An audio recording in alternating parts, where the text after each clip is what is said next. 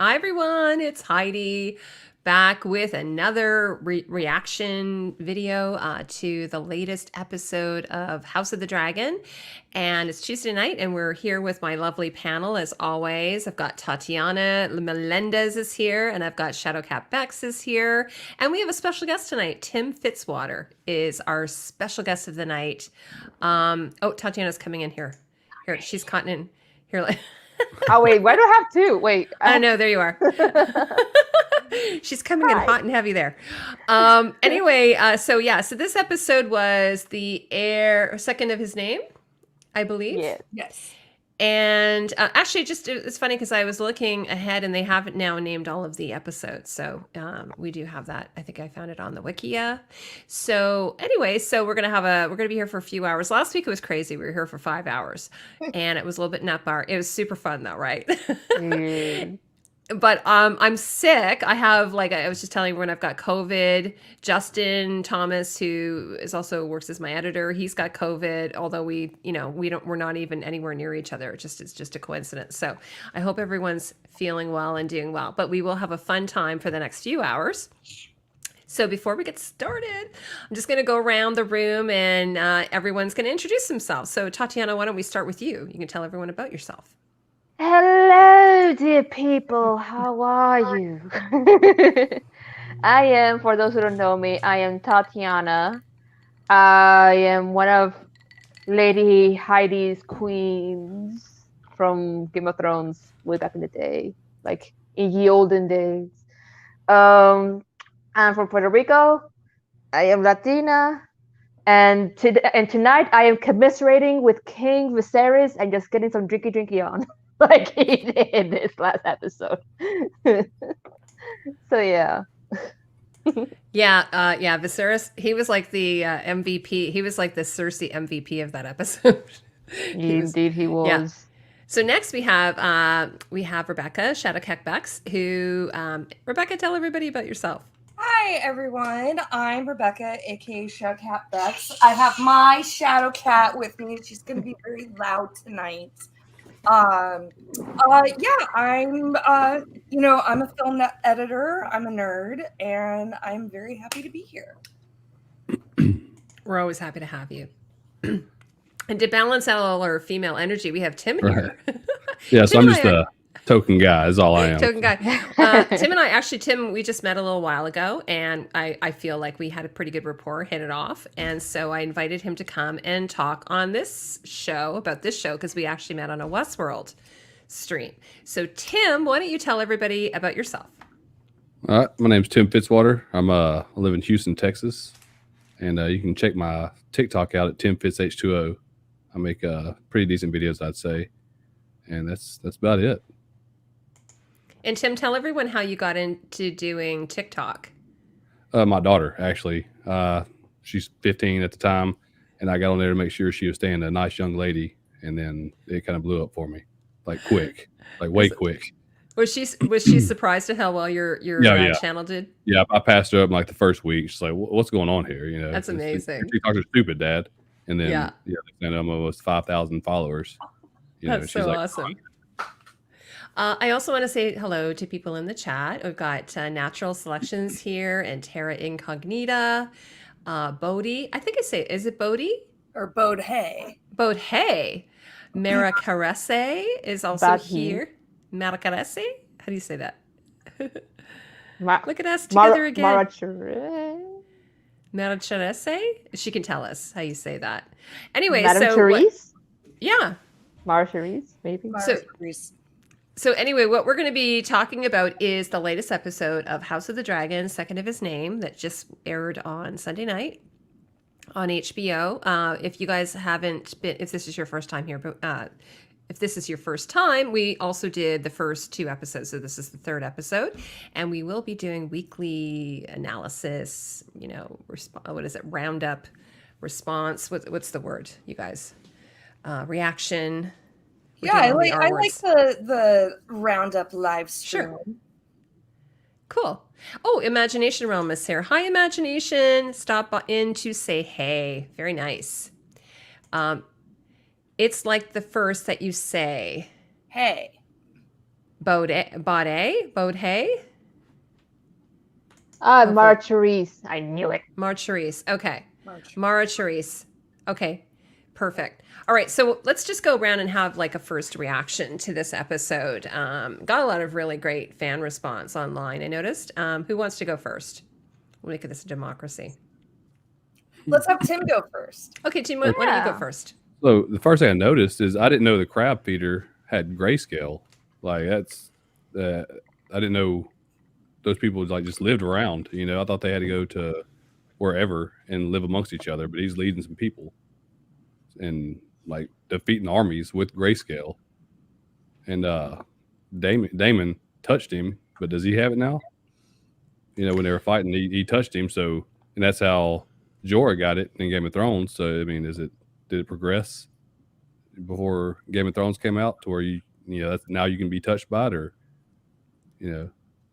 Well, So- I mean, we were getting a lot of flack last week for talking about having sex with a crab feeder. So I feel wow. kind of justified that Damon touched him without an arm condom or a glove or anything. Right.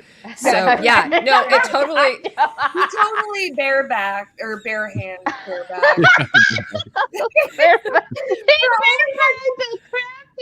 Oh wow. No wasting any time, guys. Oh, we're starting early tonight. Well, I was saying during the Lord of the Rings thing that I said, you know, I'm a middle-aged lady. I don't get a lot of, you know, I don't get to have a lot of fun, right? So this is sort of my fun. Anyway, you guys are awesome. So yeah, no, I totally thought that too, Tim. I'm like, what's he doing? Why is he touching this guy? But also, is there anything that even indicated that it was grayscale? Except if you read the books, you would know. Well, So I didn't read the books. This is all new to me. This Yeah. this is all from like inside the episode. The like the house that the dragon built, like all the behind the scenes stuff, like have very clearly stated he has grayscale. I have not looked again to see if it was in the books.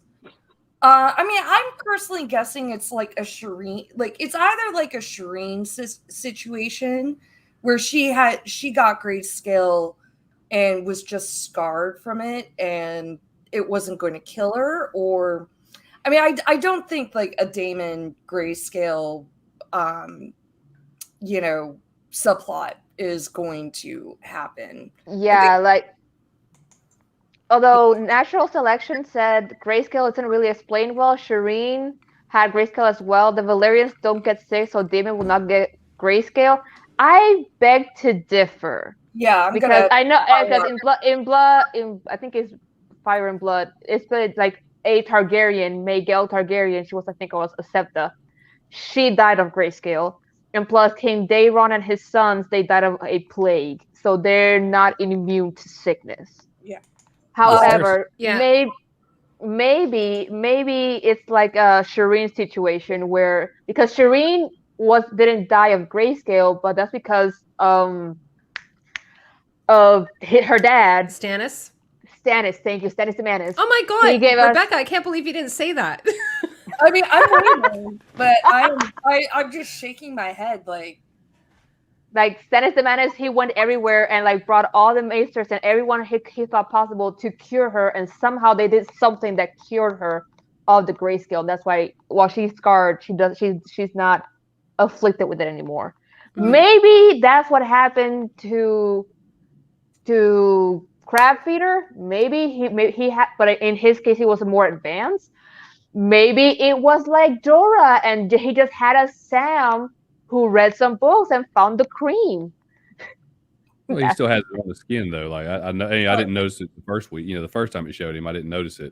But you see, his whole body's covered in it. You know, he wears a mask that like Sons of the Harpy mask, all broke up. I mean, Too he's covered obviously in grayscale. been hugely deformed by it. Yes. But I think that's just like one of those, you know, and sometimes I feel like they do things like this on purpose. So this is what we talk about.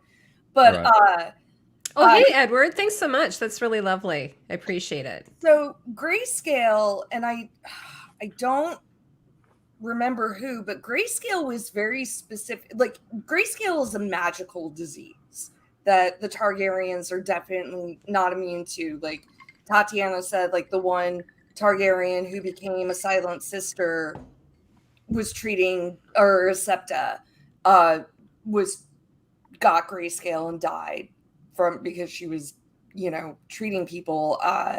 But no, the grayscale, I could be wrong, but grayscale was actually like magically created by somebody whose name I can't remember, specifically to target old Valeria and the Valerians. So someone said, sorry, I'm not sure who said it, that they, even though they can get it, they would have some resistance to it, perhaps. Yeah, it was John said that. John 42. Hey, John. Yeah, well, but that's for like kind of like normal diseases, but magical diseases they're not quite as resistant. But we only have like X amount of.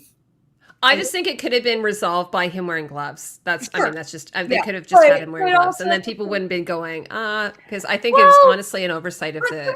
I mean, he also has his blood on him, so I'm not sure how much gloves would help. Yeah. A lot of that blood wasn't just him, though. A lot of that blood was all the. No, he went in. No, he went in with not so much blood. Oh, really? He came in drenched. Oh, well, then he's in serious danger then. Well, I think it was zoomed in on him. It was zoomed in on him touching him. They didn't make a big deal of it, but he did because he's it's hand-to-hand combat with a sword. So he's touching him, but they didn't like zoom in on his hand that touched him or show him hugging him or something. It's just he touched him because I was kind of disappointed they didn't show the battle between the two of them. Oh, it just seemed completely one-sided. We can get to the battle and okay, sure, we'll talk about it in a bit. Okay. Yeah, like we can get to the battle. Okay, so why don't we go, Rebecca, why don't we go with your reaction, because we just got Tim's reaction. Overall, I mean, I am tougher on this show than I would normally be on other shows. I was underwhelmed, and I actually like watched it again about like 10 minutes before I got on this live stream. I was a little like, okay, like I felt that there were some story beats, like as we know, it's been roughly like 3 years since the last episode, and there are things that's like, how has this conversation not come up for the last 3 years? But also like I have to like let it go. But I mean, I ultimately, like, I was a little underwhelmed, especially with the big action sequence at the end. But I love the smoke. Okay. Before we go on to Tatiana, I just want to say hi to some people who've come in. So, Imagination Realm, I said hello to. Edward, I said hello to. Sabina, hello. Carla, hello. John 42, I think I said hello to you. OTDA. Sam, is it Samael? Morningstar? Samael, I think. Who else am we missing here? Lady Starfall? David's here. Fandom D Sane. He's going to be on in a few weeks. Poor David. I keep like, I got confused between him and the other David, and then I was like, I thought he was like, anyway. Well, at least you didn't forget about him. Right? Yeah. So Fandom D Saint's going to be coming on as one of our weekly guests in a few weeks, so that'll be really awesome. He's a lovely, awesome creator. David, I don't know if you're able to put a link to your channel, and then I think I can approve it. That would be awesome. And if I missed you, I'm sorry. So let's go the Black Stag. Hi, y'all, they said. So let's go to Tatiana next. Tatiana, just give us your, sort of first impressions here. I think my first impressions were that the costumes are steadily improving from episode to episode, because these were some of my favorite costumes to date so far. Like, I really liked Rhaenyra's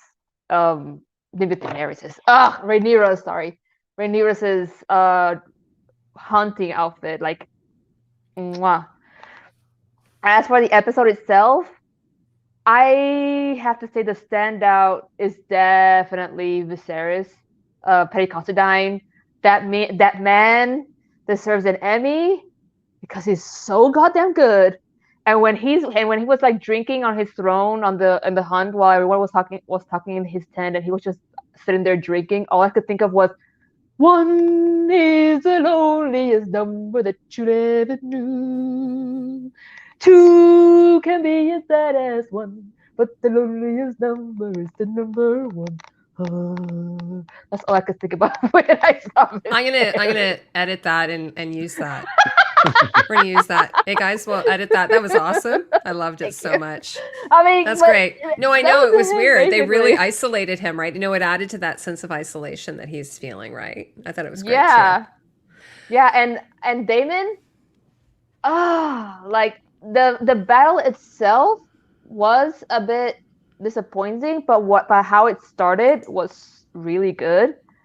And like you can tell how brutal, I mean, if you didn't already know how brutal Damon is, that he would literally break the laws of war just to get the last laugh. Because if you show up in front of the enemy with a white flag, that is peace. You do not violate that by start attacking immediately when you have a white flag. That's like a big no in warfare. That means like surrender. But he said yeet and just go whoa. It's like no. But and all because his big brother was gonna bail him out. And he's like no. And I saw in a video talking about reviewing the series, like that shows you his real reason for being in the war in the first place, because he didn't have to be there. It's not his war. It's Corlys's war, not his. But he has been banished. He's been overlooked. He's basically just being shit on by his family, and the family that he loves. He just keeps on shitting on him, and he just wants a way to like make a name for himself, and say, see, brother, I am worth having around. I am worth something. Why can't you just see me for who I am? And after 3 years, his brother quite condescendingly in the letter says, well, you are sucking at this, so I will come and bail you out. And he's like, no! And he went through all that just to say, no, I'm a big boy, damn it. It's like, yeah. Also, when Damon was like running past all those arrows, I was like, wow, how? Zigzag. Honestly, all I could think about is like people, you don't understand. Damon is secretly Tom Cruise on a secret Mission Impossible mission, and it requires him to run past all these flying arrows. That's what is happening right now. Yeah, so I don't think he's trying to prove himself to his brother. I think he's trying to prove to everybody that he's better than his brother, and he can make things happen when the king's not. So they'll want him to be the heir again over Rhaenyra. That's what I think is going on. He's trying to win that war and not let the king get involved, because we don't need a king. You got me. I'm better than the king is what he's trying to prove, I believe. But the books may say something else. I haven't read the books, but that's what I see going on right there. I was going to say, well, I think Damon has some plot armor. That's what, I mean, he does, right? Oh yeah. Hello, cowboy. Says Bernie. Is that your wife? No. No, she's my yacht. She's Is that your my friend? yacht rock girlfriend. Oh, nice. Okay. Aw. You'll tell us if your wife is here, and then we'll highlight Yeah, her well, comment. she's supposed to be. She'll be home soon, I think. So she's picking my son okay, up cool. Oh, she's not home yet. Okay, cool. All right. So, do you want to start with the hunt? Should we go there first and then do the? It feels like the story. It feels like the show was kind of in two big chunks, right? Two big parts. How did you guys feel about the pacing of the show and everything? I mean, overall, I didn't mind the pacing of the episode. I mean, the hunt was like a fantastic set piece. Like, and I don't know if everyone's been watching, like, not just like the little behind the scenes, like right after the episode, but every week there's a little segment called The House That the dragon built, where they're really going like in depth, and like the work that they did to make that hunt scene, or like once that gets the godswood, it's incredible. Like the amount of work that they put into like the set decoration and the props, like it was great. Like visually it was great.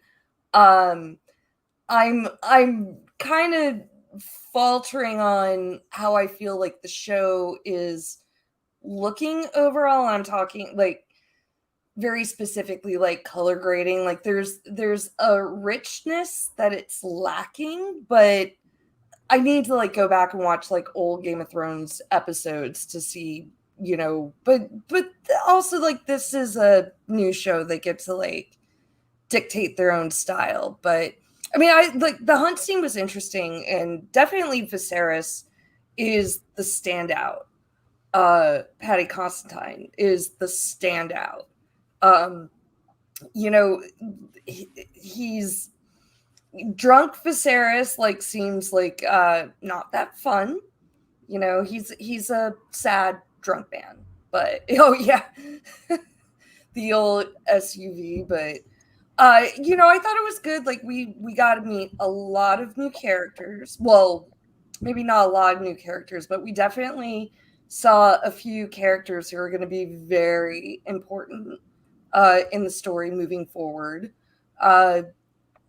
My biggest complaint about the episode, other than the battle scene, my second biggest complaint is the whole progression of Rhaenyra. Like, you know, I really wish also at this time that we're just not relying on like, oh, I don't want to get married, like I wish she started having more agency and like and taking it more upon herself to be politically savvy. Like the one conversation that she had with the Lady Redwine, and who was the other it was the Lannister. Yeah. And there was a third one, but I don't know if she was really properly identified. But even that conversation, she was not very politically savvy in that conversation. I mean, she was cutting, and I respected the shade. Yeah. Oh yeah, definitely a lot of great shade, but it's also like at this point, especially for a 17-year-old girl, or a 17-year-old princess, I should say, like she's I really wish like they were a little bit more nuanced in the approach for her, other than just being like, I don't want to get married, I'm going to be petulant. Yeah, I totally agree with what you're saying. It kind of felt a little bit like she felt a bit like, this is a terrible thing to say, like a bit like Sansa Stark, like a young Sansa Stark, a little bit naive, which is weird. Oh, what were we going to say? Well, I mean, like that's a fair point, but yeah, Sansa was also younger. Yeah, Sansa was not the heir to the throne. That's true. Yes. Sansa, when she actually had to like really fucking figure it out for herself, sorry, like she did. And then it's like, I won't hear no Sansa hate from any. Well, I know you're not doing that, but no. And I mean earlier. I mean like, you know, at the beginning. Yeah. But what I thought was weird was, you know, one of the things, like for instance, the cute little 12-year-old Rhaenys, is it Rhaenys? She kind of was like, you know, did your mother explain it to you? Yes, I know everything. And it's like, this would have been, Rhaenyra would have known all of this going in from the very, very young age. She would have been taught all of this. Her mother would have taught her this. You're going to be expected to marry. You're going to be expected to marry well. Yeah. You're going to be solidifying our power, our bloodline, whatever. And it's almost like it was like taking her by surprise, like that she would suddenly have to have an arranged marriage. And I just found that a little bit weird. Well, I think what they're doing, I think because it's a little bit different from the book, and I think like they're emphasizing this more, not to denigrate her, but more to, you know, kind of show like what a bad job Viserys is doing. Yeah. No, he is a very, well, he's not just a bad king. He's not the best father either, right? Like he's kind of, sorry, Tatiana, I know you wanted to say something. Go ahead. Yeah, no, I was going to say Rhaenyra this episode gave me such early 2000s teenager. Like I could feel the evanescence and the Linkin Park just pouring out of her. I could hear like crying in my skin. This wounds they will not heal. I could just see her. I think that was secretly what the lute guy, the poor minstrel was trying to do. Someone was saying she had like I don't even know what the proper terms are, but she had something the on. Zune guy. Yes. Zune guy. Yeah, she had what is some music service on repeat. Like it was sort of funny, like Yeah, medieval he's style. The human Zune guy. Yeah. By the way, Tatiana, that last little singing portion you did, I'm also going to edit that as well. And then we're going to have like at the end of like 10 episodes, we're going to do a little short little fun recap with your. But she's kind of a brat. Rhaenyra was. Yeah, she was. I mean, I honestly, I do wish we got a scene of her and Alicent right after Viserys' announcement, because like I feel like that would have been like the proper like beginning of the end. Right, it just jumped to what we have now, right? There's no. Here, Tim, let's go to you. Sorry, here you go. There was no build up to Alicent and Rhaenyra's relationship, so we can just assume that Rhaenyra's mad. But you can see it by she's being bratty, like I'm the princess, I do what I want, and then it's like, is that order of the king? I guess so. Then I'm not doing it because you said. I'm doing it because my dad said, the king. I'll follow the king's rules, but you're nothing to me, is how I seen that. Yeah, she's again, I was mentioning last episode that when we had our live stream, that I thought a lot of this could have been solved with a conversation. Like, she could have had her, obviously Alicent and her. It seems weird that it's 3 years later, because it's almost like we went right from her dad announcing that he was marrying Alicent to the scene in the Godswood. It felt like there hadn't been anything in between. Meanwhile, they've gotten married. They had a baby. She has another baby on the way. She's pregnant again, and it's like, seriously. So I just was like, so she's been ignoring her the whole time. I'm angry at you. I'm not going to talk to you for 3 years. Did you notice in the I can't remember what they call like the big carriages that they ride in, but. When she was talking about like her Aegon's birth, she was like, "Oh, the days were long, but he came easily and quietly." And like all like the wet nurses like looked at each other like there was a lot of side eye going on. Also that's kind of an insult to her mother as well. Well, right? And that too. Yeah. I mean, but also it's like probably didn't be like, yeah, that's how my mom died. I didn't think about that when she was saying that. It didn't cross my mind. I didn't think about it until Rebecca mentioned it. Okay, so where should we go from here? So do we sort of touched on Rhaenyra a little bit. Yeah. Do we want to talk? We could talk about Alicent. Sure, let's talk about Alicent. I don't know how to quantify Alicent at this moment. Because on the one hand, she seems like she generally wants to like mend fences between Rhaenyra and Viserys, but she also wants to like follow her father's orders. But she also is not afraid to pull rank on Rhaenyra, knowing that Rhaenyra would not like that. So it's like, what's your deal? And also like you can kind of see like her slowly becoming like a political, I'm not sure if mastermind is the right word, but a political player, because she now has a king's ear. And like Otto says, tell your husband to do this. And she starts doing that, but ends up with the stepstones. So it's like, what's going on here? Like, And also I liked her dress. I did. I think this is why I need like I feel like there's I feel like there's an episode missing between episode 2 and episode 3. There needs to be like an episode 2.5 that is maybe around the birth of Aegon, where something needs to happen. I don't know. It feels it was too big of a time jump for me. And like I would like to see a more cohesive transition between costumes, because we went from like something fairly medieval to Italian, kind of 14th century Italian Renaissance in Yeah, 3 years. The Borgias, somebody was saying.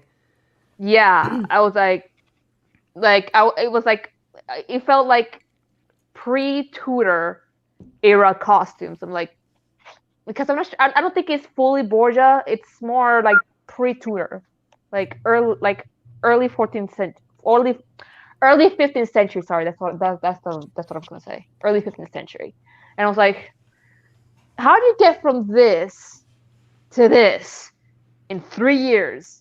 Well, you know Make what? it It's make not. sense. I don't think you can make sense of it. I told you already. I was kind of smashing my head about the eras, all the different eras that they're kind of pulling from. It's it kind of, By the way, I got dogpiled on Twitter about something I'd posted, and it was pretty crazy, I have to tell you. So that was pretty awful. And regarding the costumes, so I don't know if you saw that, Rebecca. I didn't, but I got dogpiled one time for making a joke about Sansa being a warg. Like, that's fun. I like that. It was like 2 weeks. I was like, at what point? It's like, this is a joke, and it was all like Daenerys people coming out. Carl, are you meaning this, like actually meaning this? I mean, this is like still a world that is based with humans, and there's gravity, and it's an Earth-like world, and there are people who are wearing clothing, and they are bathing, and they're eating food like we eat, and they use the utensils that are similar to what we use, and the technologies and everything that they are using is very similar to the medieval times, Middle Ages. They're using the same type of dyeing processes. They're using the same type of weaving processes. So you can say that. You can say it's a fantasy, but it's grounded in reality. And if you want to blame anybody, you can blame the original show creators. They came up with that. We didn't come up with that. So if they're defying something and they're adding in something that's weird and feels, ill-placed, that's not our fault. That's their fault. They did that. I always say, a fantasy show could have people wearing cloud outfits. They could be completely nude. Whatever. If you create that world, totally fine with me. But if you create a medieval setting where people are living in a medieval type world where they don't have electricity, they are importing their fabrics, they have to make everything by hand, everything's handcrafted, then that's not my fault. Yeah, I mean, and I'll just also at the same time, when they're going back and forth between like our real world examples, like that's jarring. Totally agree. To do like, a Tudor style and then like more of a Renaissance style and like kind of keep going back and forth. Like, I mean, I like in a way, like, I mean, I understand. Thanks, Reflective. I like, yes, to a certain degree, like there are things like, yes, it is a fantasy. Well, Valyrian steel is based off Damascus steel. So, I mean, obsidian is like, what do you call it?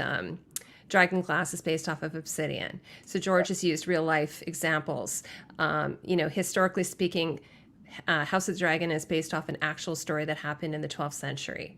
Game of Thrones is based off of an actual historical situation, Wars of the Roses and the 100 Years' War. So there are historical, relevant historical things. But when you look at something, okay, let's just put that all aside, it still is jarring to the eye. Even if it's subconscious, if it's like you're pulling from all these weird different things. You've got contemporary, you've got like Alexander McQueen, you've got like, 18th century, you've got 12th century. It is still jarring, and your brain isn't able to process what's going on there. That's what I'm saying. And I'm just saying this as someone who's looked at thousands and thousands of pictures of Game of Thrones and why, for the most part, I think the show really works. And I think most of this is working I just think there's some things that may not work. Sorry if I'm, I feel like I'm going on a rant, but Tatiana, go back to you. Oh God, what was I saying? And he is Carl Karsnark. Yeah. What was I saying? Oh, wait. Oh my God, you just went on a whole thing, and my brain just went. But anyways, I was saying her dress, Alice's dress. If in this episode they had made, because adding to what you were saying, Heidi, it's similar to like the Uncanny Valley in animation, right? Yeah. There's a difference between cartoon and real human, and with CGI there's a point where it looks really real, but then there's like something wrong with it that the brain just goes like, what the fuck is happening here? And then all the way to like real human baby. But in this case, with her dress, the thing about fashion, even if it's historical, fashion is an answer to the preceding fashion. That's why you see, let's say the 1800s. There was a lot of fashion there. You go from Regency era with the Empire waist, then it goes lower, and it becomes like the first puffy sleeve era. Then it goes to like the crinoline era. Then it goes to the bustle, then the natural form, the second bustle, and then the more Edwardian, and then the more Edwardian. That's an answer to everything. But those answers didn't happen in 3 years. Those happen like every so decade. There is like a transition between each fashion. It doesn't just like do like this and boom, it's something different. That's why if Alice's dress had been made, let's say 5 years later, or 10 years later, that'd be fine. I wish there had been like a transition garment between the more medieval / Grecian dress that she was wearing in episode 2 and this Italian Renaissance, early 15th century dress.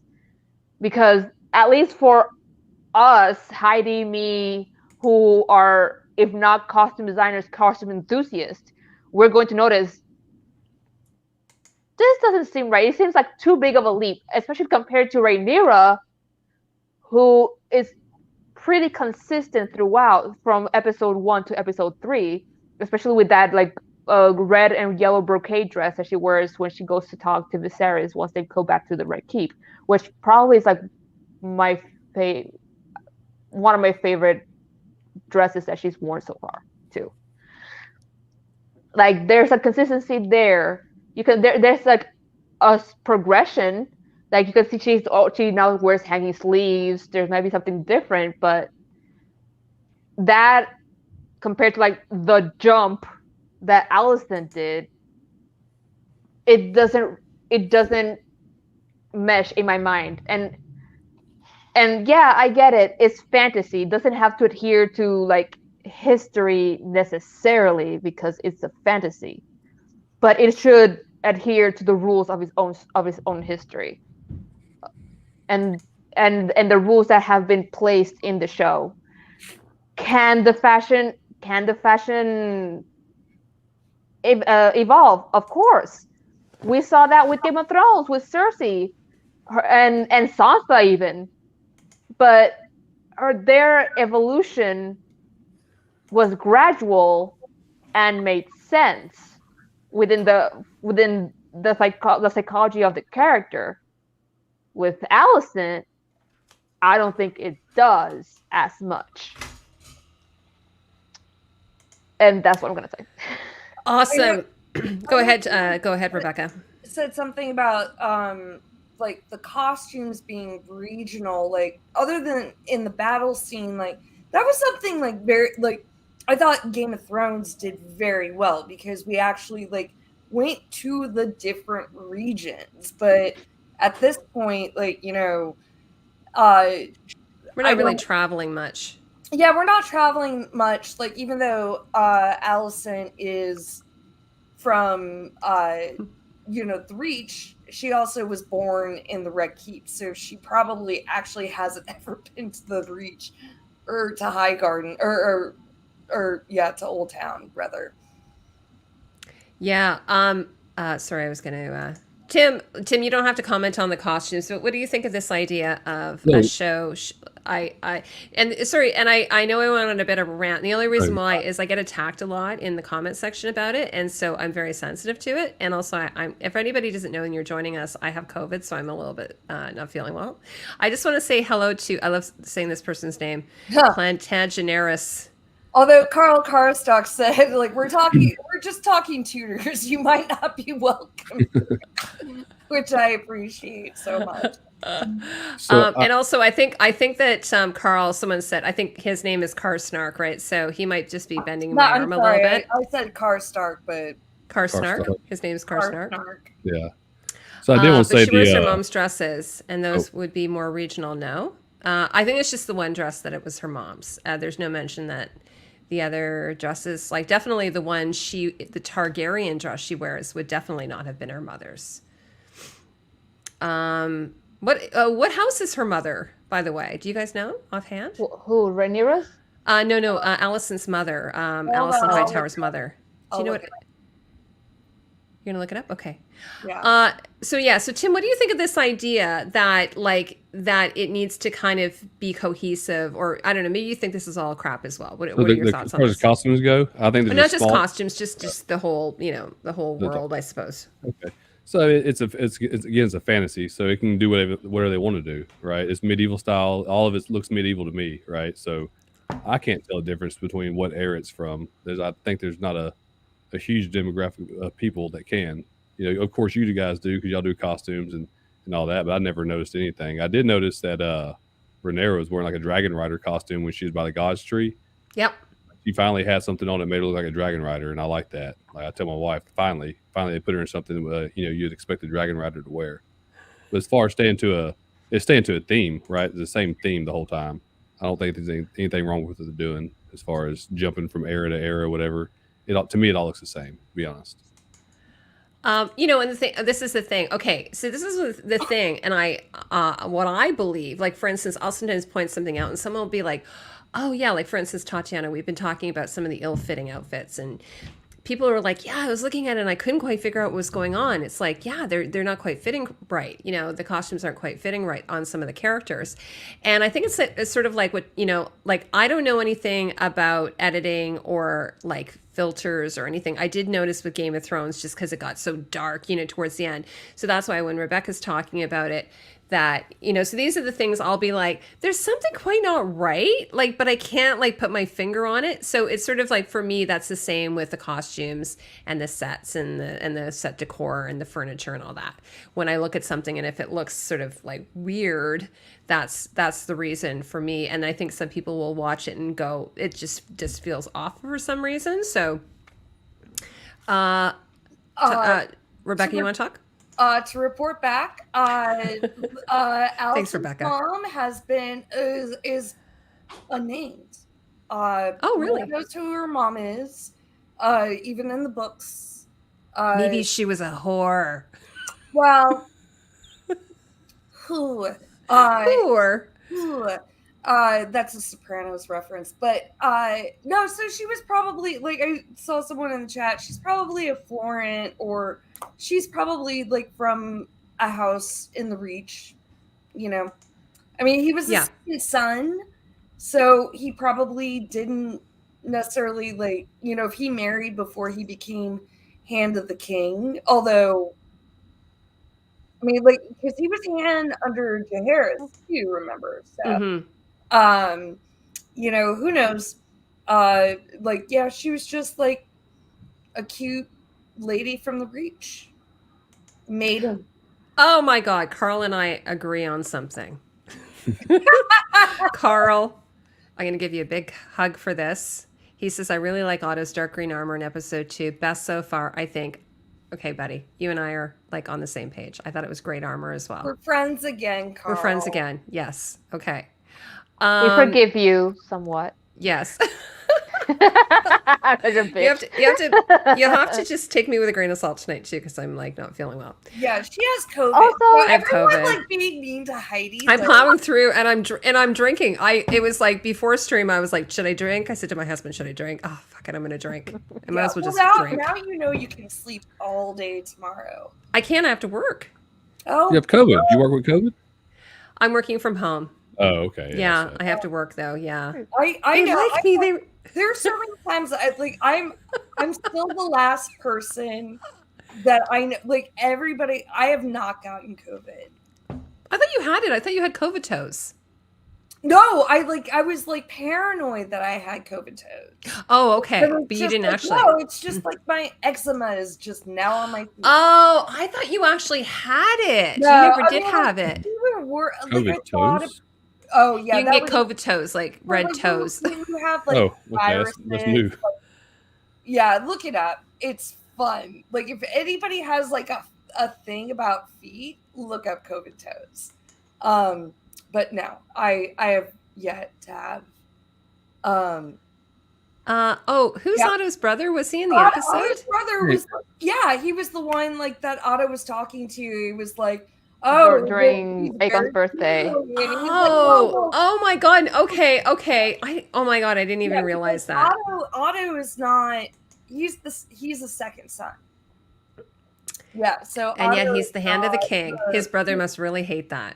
Oh well, no. I mean, he's very condescending Yes. to Otto. I like- actually, I'm sorry if I was a Lord Paramount of like an entire region, I would love to send my brother off to be like hand of the king, where it's like he's not gonna like be up on my business. He's got an important job that might give him a little bit more status. Like, oh no, Yeah.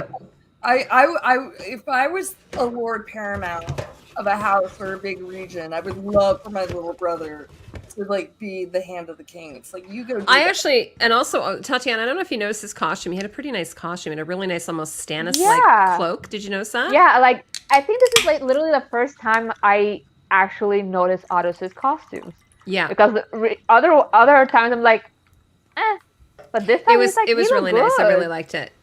He looked good. Like I could He actually see did. the color. He needs to wash his hair still. We need to do a public service announcement I about it. mean, I want to grab his hair so bad. I was just like, Okay, so we've talked about Alicent.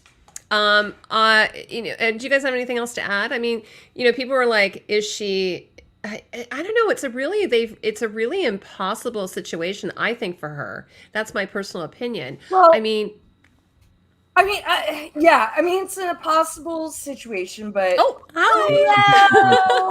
Hi, how are you?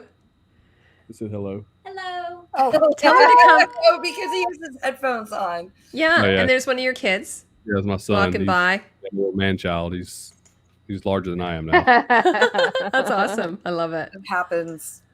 Uh, I feel like I'm winning in life because like my nieces are still shorter than me and like they're, almost adults. So it's like I win. You're shorter. Carl, He's if you 15. Carl, I don't know if you're on Twitter. If you go to my Twitter channel, I actually grabbed a really nice picture that the costume designer did, a close-up detail of Rhaenyra's riding, like her dragon riding outfit, and it was beautiful. Like it looks like it's suede, and then they've cut work the scales. So if you want to look at it, it's really beautiful. Ooh. It looks very nice and close up. Do you have it in the file? I put it on. No, I did. I don't have it. No, I put it on. I could probably, let me just do it. Hold on. You're right. Let me just do that. Go ahead and keep talking and I'll look for it. So where you look that up, Ninja Space Bot says he sees that things never end well for the hand of the king. So Well, Otto may be that's true. doomed just because he's a hand, right? Look at the rest Let of us them. hope. Let Yeah. us hope. Let us hope. The strong brother, the club food son of Harless. I was blanking out the name. Well, yeah. He was the mood. He was basically me. Whenever there's a conflict, I'm like, oh, drama. That's me. That is totally me. It was such a mood. I love that like very subtle introduction of Laris, and like, I mean, we've said it before here, like they're book spoilers. I won't go too into it, but Laris is a smart man.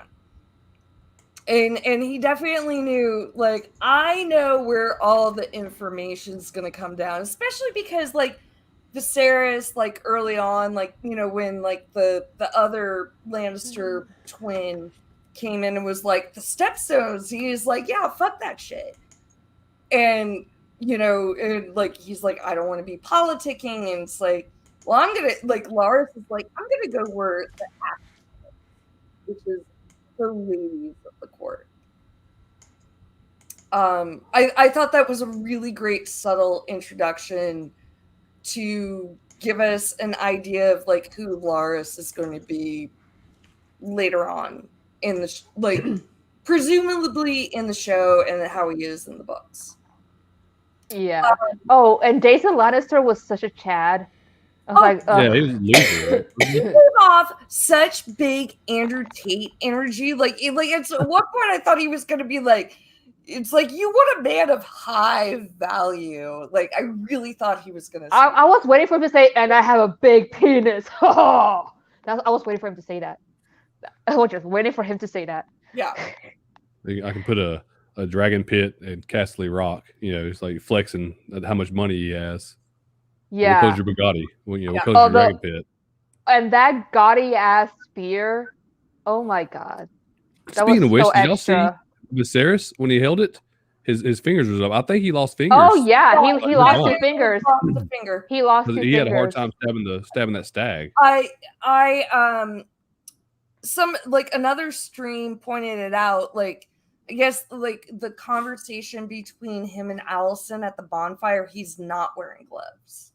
And I didn't see if he was missing one there. But I did notice him when he was holding the spear. He was holding it real funny, like, and he had a hard time. He had to stab it twice. Like they're holding it down for you. You have to stab it twice. Oh, because he was his grip was like his pinky was up or one of his fingers was up, and it's just yeah.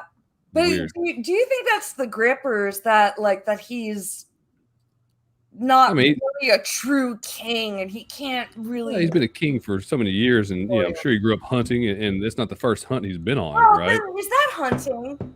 No, that's canned hunting. I mean, but that's when you're a king. That's hunting. That's what I said right? to Jack. That's canned hunting. Well, yeah, everybody do the hard work, and you just get the kill. So I do have a big thing to go like off on, like the whole like the White Hart and the boar, and who is this like kind of a where do we hear White Hart? Although I don't remember if we heard it specifically in the show, but the hunt that Robert Baratheon went on, his last hunt, they'd spotted a White Hart. And by the time that they got there, the White Hart had actually been killed already and been already eaten by the wolves. And Robert settled on a boar. Yeah. And I actually saw a lot of like, there was like, I posted that in my video. I noticed a lot of similarities. It was funny because even their costumes I thought kind of looked similar. And right. Yeah. And I said that Robert, he was like, Mark Addy in a behind the scenes said, you know, King Robert, he'd rather just be mucking about in boiled leather.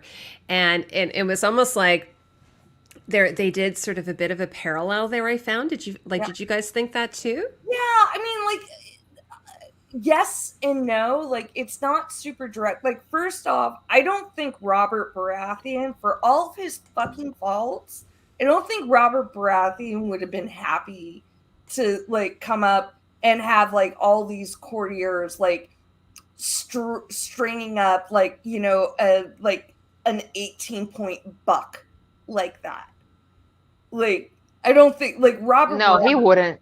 No, he wants to do it himself. Oh, no, Robert would never have done that. But Robert was really kind of cocky, though. Remember, like... Oh, sure. I mean, that's what really got him killed. Yeah. He couldn't fit into... Remember, they needed to get... the breastplate stretcher. Get me the armor stretcher. That was so funny. Yeah. So Ninja Spacebot... No, I'm sorry, go ahead. No, go, Tim. Ninja Spacebot says it thinks it's more of a theme, that he's losing grip on both on literally losing a grip and losing a grip on his realm. Yeah. When he lost a grip on the spear, he's losing control of everything. Well, that makes sense. I mean, I thought it was just like really interesting. Like all those men saw him like where it took him 2 thrusts to kill that stag. And That's a bad kill. And that too, Trevor. It's like the white stag presented himself to Rhaenyra and not to Viserys. Like so it's basically like she's like with whatever. Like the show is definitely saying like like the like the symbolism from like the mythological gods are definitely favoring Rhaenyra, but the fact like like even though Kristen Cole like wounded the boar that was attacking her enough to like get her, like she did not hesitate. She killed it with a pocket knife. And she Yeah. And Yeah, she got baptized. She got baptized in blood. She did. Hey guys, before we go on, I just want to say there's a bunch of people in the chat, and I really appreciate everyone coming in. So I just want to say, like, okay, who's here? Who I missed? Carl, we've already said hello to you. Jackie C, Yeah, we said Ninja hello, Space Carl. Bot. Or do you want to say them, Tatiana? You say them. Hi, Trevor Jones. Hi, Ninja Space Bot, or N1 just Space Bot. Jackie C. I love that name. We have the black stag. And the black stag. And She Lady said- actually, Gaga, I don't think Ninja Spacebot said, dude, Queen Elizabeth has hunted tigers on the back of an elephant. She's hardcore. Oh, she is. She might here, I look like wanna a sweet little old lady, but she was, I mean, in World War II, she spent her time fixing like, she was a mechanic. So she wasn't like some sweet little old damsel. Is that Elizabeth the First or Elizabeth the Second? The second. Oh, the second. Wow, crazy, eh? Yeah, no, she I was- mean, Elizabeth the First also had a pretty fucked up childhood. I'm not Yeah, gonna she lie. did. Yeah, I she just want to show, this is the picture, guys, that I was telling you about, a close-up of Rhaenyra's riding outfit. So this was... See, is I from- knew I liked it. This is pretty. I noticed this last episode. I noticed when she was under the Godswood. Mhm. Yeah, I that's noticed what that I like. I noticed the spikes on the between the dragon scale, and Mhm. and I just love that little detail. It looks so good, and I noticed that in the episode. Is that Yeah. I had noticed that before. is that suede? I thought it was suede. Yeah. It could be love a faux bit suede, suede. but Or- it looks like it is. Like suede doesn't fray, so that's what I thought. But yeah, it's really nice. That detail, there, like it's like Yeah. pinked, like that little applique is kind of I pink. love like those little like the little teeth. Yeah, totally. Yeah, Yeah. it's really nice. Anyway, I It thought made it was her really. look like a proper dragon rider. It does, yeah. No, I totally agree with. Okay, one of the things, like, I love Game of Thrones. I love the costumes of Game of Thrones. But one of the things that used to drive me bonkers is like, why were there no saddles on the dragons? I have that Why were written they down. not wearing I have that proper written riding down right here. clothing? I was going to bring that up. They have Okay, why don't you dragons. talk about that now? There's 200 years, right? Right now we're 200 years before Game of Thrones. They have saddles, and Daenerys rode dragons for however many years and just sit there on spikes the whole time. I was waiting for her to get hurt. I really was. The whole time I was watching Game of Thrones, I was waiting for one to stab her. I And mean, the that's fact all that her it- hands weren't bleeding. Yeah. I mean, I think that's the reason why she wore pants, so that she didn't get stabbed. But like, at least wear gloves. Right, but I mean, it's 200 years later. They had the technology. It was there during, right now during House of the Dragon, but not during Game of Thrones. I mean, she didn't. I mean, when she got her dragon, she didn't have like the know-how of how Targaryens built her the saddle. Yeah, but I because- mean, leathersmiths out there that can just throw something together. At least put a pillow down, something. She's a queen, right? Yeah, and they Yeah. would have. And they would have had. So how do I undo this now? They would have. They would have had. She would have been able to look back in the histories and everything. I'm Right, sure. and then she had no reins or anything. She couldn't steer it. No So it was reins. just like, I thought use the it- whole thing was weird, and also this is one of the things I said I hope we get is armor when they're riding, like when they're in battle. I'm okay. Oh, by the way, did we say no spoilers? There's spoilers here. We will have spoilers. Did we mention that at the beginning? If we didn't, there I will didn't be read it, so spoilers. it'll definitely spoil. Anything else that's Okay, spoilers for me. Tim's I'm not a book fine. reader. I'm not a huge book reader. I have read Fire and Blood, but I would love to see people wearing armor when they're on their dragons, and I would love to see the dragons having armor. Is that too would be much to ask? Is that in the books though? Do the dragons have it in the books? I don't Armor? think so. I mean, this was before the scorpion spike, so I don't think Well, George, armor would be necessary. you know, not Amok. Who's the other artist who did the Fire and Blood drawings, the pencil sketches? He did have Rhaenyra in armor, in plate armor. Okay. Well, It's not like I a mean, dragon needs plate like, armor. Not necessarily. Daemon was in armor and Rhaenyra was in armor. Yeah, for the battle, yes. But the dragons didn't have armor because, again, this is before like the scorpion spike thing that could kill dragons. Yeah. So it's not as necessary. But we're not at the Dance of the Dragons yet, though, right? We're not at the Dance of the Dragons I mean, yet. So I will say, like, in slight defense of Daenerys not having a saddle through X amount of seasons, it's like there hadn't been dragons for a long time. You know, I know, but I'm just saying she would have been able to look through the histories. I'm pretty sure. Right. Oh, yeah. And design, like, you know, like a horse saddle and expand. and I would suspect if we ever get any more books, yeah, that and you know, as we know, Tyrion, like, thanks, Carl, my new best friend. Rocky, huh? Oh, you're my best friend. Sorry, you guys are my best friend. Carl's my fifth best friend. Okay. Tyrion's going to link up with Daenerys, and it is going to be like, and also like they never showed like the fact, like, you know, when she rode Drogon out of the pit, like she was burned, like that, like messed her up big time. Mm-hmm. Like when she rode Drogon out of the pit without like armor, without a saddle, it's like, you know, he fried her. Like, yeah, but she can't get burnt, right? Like she no, has to that's a show only thing. By the way, okay. I was going to say, Tim. is there anything in the Okay. books about when you are on a dragon that it makes you smell?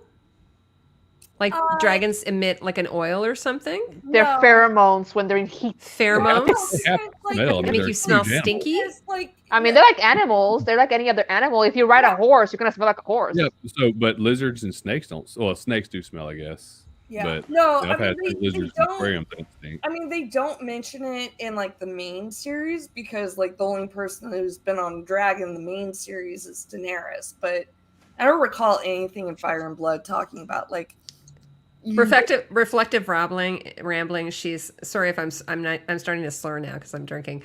She is our fact checker. Thanks, Reflective. Yeah, thank you. They probably smell like smoke. Oh, that's possible. Yeah. Oh, That's a good point.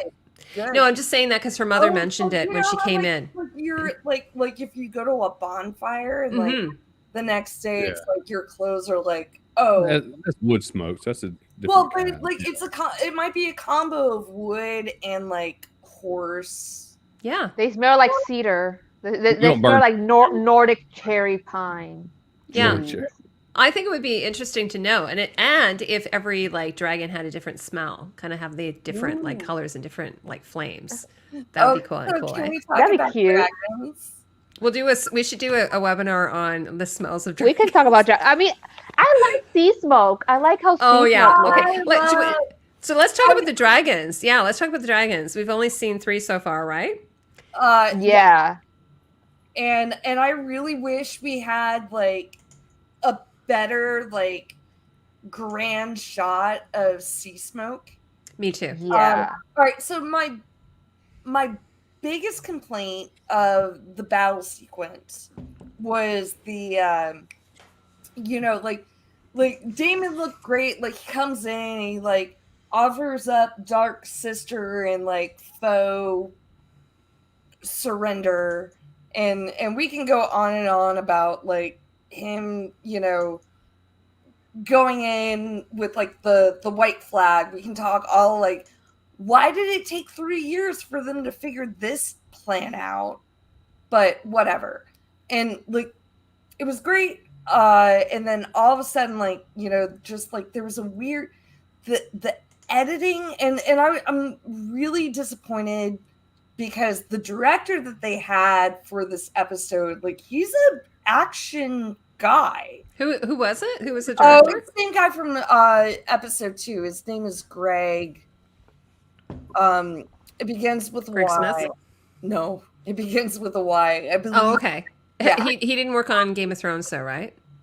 No, I don't. Well, I don't know. I don't think so. But like he comes from an action background, and like the shot where like they like kind of like, you know, there was a really quick glance up by the crab feeder, but like you didn't get any of the sound.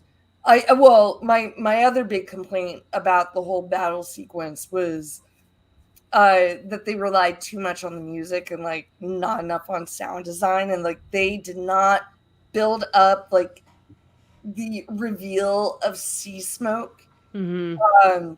Where like all the other times, and I get it, like, you know, in the last episode, like when Rhaenyra came on Cyrax, and like that like amazing shot where it came up from the clouds, and like, and it was just like there was a little sound. It was like, it was such a great reveal.